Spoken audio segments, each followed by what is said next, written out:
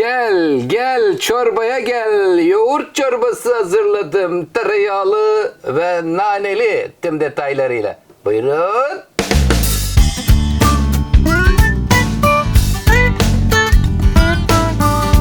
Havalar çok soğuk. Sıcacık çorba içmek isteyen seyircilerim için enfes bir çorba hazırlıyorum. Yoğurt çorbası. Neli olacak? Arpa şehriyeli. Yarım kilo burada ev yapımı yoğurdumuz var.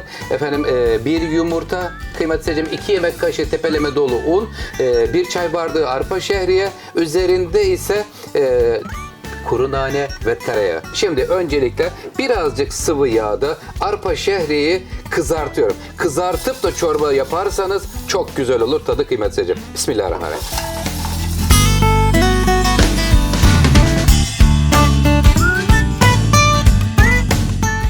Arpa şehriyelerimiz kızardı. Hemen sıcak su alıp geliyorum. Kıymetli seyircilerim, bu kızarttığınız zaman çorbanız hem lezzetli olur hem de arpa şehriyeler fazladan şişmemiş olurlar. Bismillahirrahmanirrahim. 1 litre suyu döküyorum. Hemen kaynamaya başlasın. O sırada yoğurt terbiyesini hazırlıyorum. Çok kolay, pratik bir çorba, içinizi ısıtacak.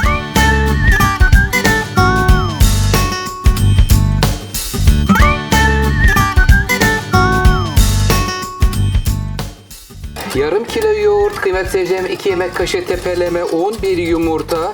Efendim çırpma teliyle çırptıktan sonra şimdi burada püf noktası terbiyeyi ılık, hatta ılıktan biraz sıcağa doğru dönüştürmemizde fayda var. Çünkü yoksa diğer türlü direkt çorbayı alırsanız kesilir. Ver bakalım aşçım. Evet, yarım litre daha burada su verdim. 1 litre oraya vermiştim. Burası hazır. Açıyorum kapağını.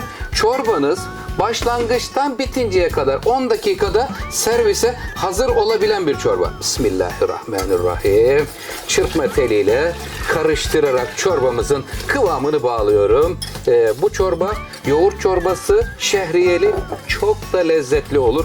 Evet, bir taşım kaynasın. Ondan sonra hemen üzerine nane ve tereyağı geliyor. Tuzunu da ilave ediyorum.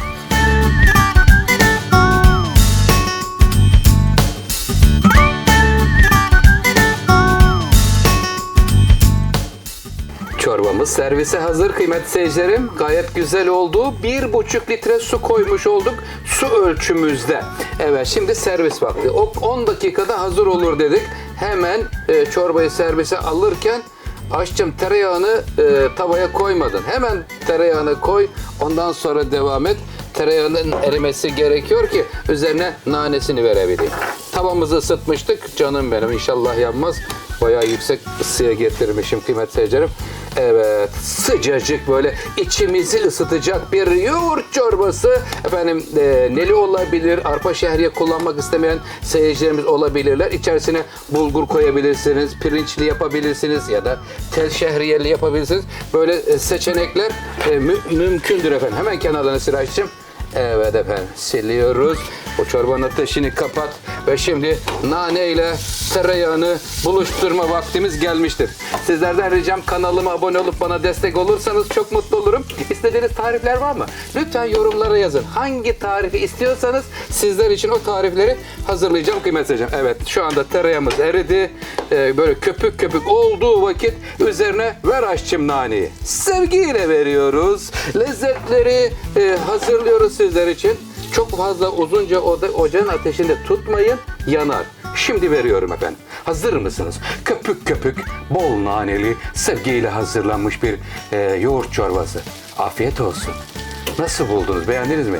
Aman ya Rabbi, ne güzel de böyle köpük köpük oluyor.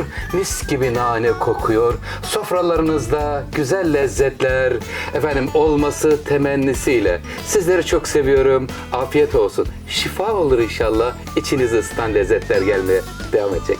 Hoşça kalın.